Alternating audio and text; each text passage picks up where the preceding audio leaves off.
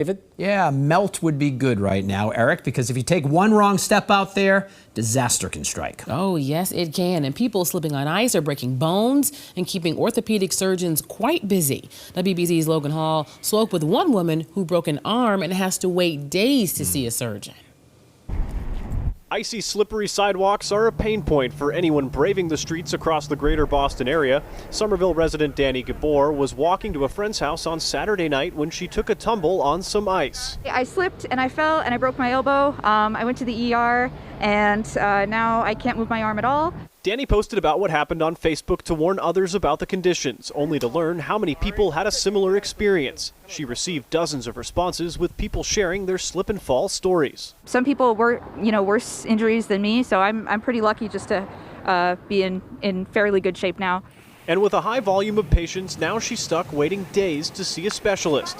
Dr. Timothy Foster is an orthopedic surgeon with Massachusetts General Hospital. He says waiting rooms across the city are packed full of ice-related injuries. Our emergency rooms are full. We also have orthopedic walk-in clinics across Mass General Brigham, and those are full as well with sprains, strains, and fractures.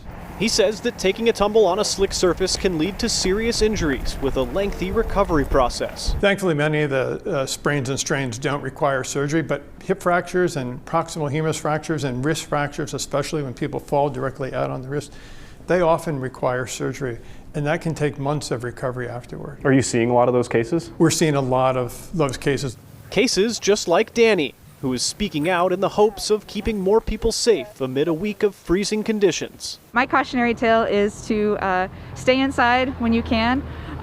Cancel plans if you need to. It's pretty rough out here. Now, Dr. Foster says that when it comes to walking on ice, vigilance is key. Go slow and make sure that you're taking small steps as you are moving across some of those slick surfaces. Now, something else that Danny mentioned that doesn't go without saying, make sure you're extra nice to those delivery drivers amid these slippery conditions. Maybe even throw in an extra tip on top of what you usually would as they are out there braving these conditions on a daily basis. But make sure that you are safe and you are paying attention to where you are stepping on some of these icy streets. For now, reporting in Cambridge, Logan Hall, WBZ News.